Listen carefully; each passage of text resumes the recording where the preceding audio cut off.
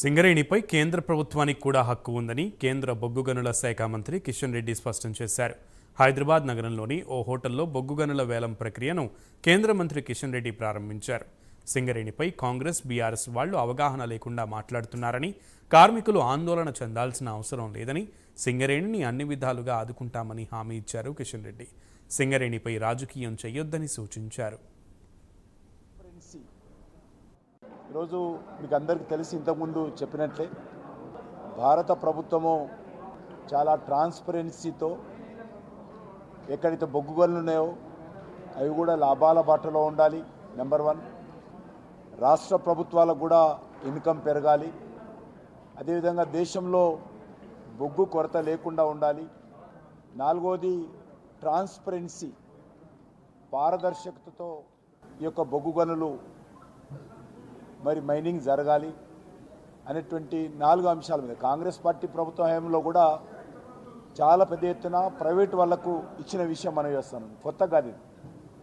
ఆ రోజు వాళ్ళు తెల్ల కాగితాల మీద రాసిస్తే కాంగ్రెస్ పార్టీ ఆఫీస్ నుంచి ఆ రోజు ఆ యొక్క బ్లాకులు అలాట్మెంట్ జరిగేది.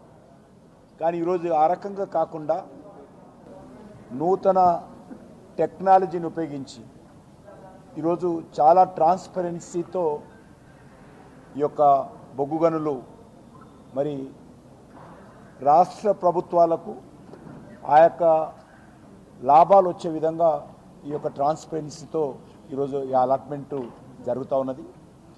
మిగతా అనేక విషయాలు ఈ యొక్క బొగ్గు గనుల ద్వారా ఎవరికి ఎంత లాభం వస్తుంది, అదేవిధంగా బొగ్గు గనులు ఓపెన్ ఆక్షన్ ద్వారా ఆ యొక్క బొగ్గు గనులకు సంబంధించినటువంటి సంస్థలకు ఎంత లాభం వస్తుంది, లాభమా నష్టమా, ఇవన్నీ విషయాలు కానీ రేపు కానీ ఎల్లుండి కానీ డీటెయిల్గా మీకు ఇస్తాను. కాబట్టి భారత ప్రభుత్వము చాలా పారదర్శకత ఉంది. ఎందుకంటే సింగరేణి ఒక రాష్ట్ర ప్రభుత్వానిదే కాదు, కేంద్ర ప్రభుత్వాన్ని కూడా. రాష్ట్ర ప్రభుత్వానికి ఎంత బాధ్యత ఉందో కేంద్ర ప్రభుత్వానికి అంతే బాధ్యత ఉంటుంది.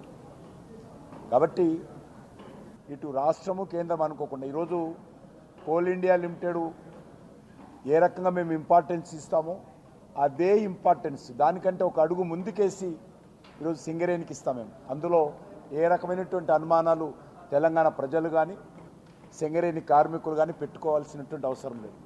ఈరోజు మీకు అందరికీ తెలిసి ఇంతకుముందు చెప్పినట్లే భారత ప్రభుత్వము చాలా ట్రాన్స్పరెన్సీతో ఎక్కడైతే బొగ్గు గనులు ఉన్నాయో అవి కూడా లాభాల బాటలో ఉండాలి. నెంబర్ 1, రాష్ట్ర ప్రభుత్వాలకు కూడా ఇన్కమ్ పెరగాలి.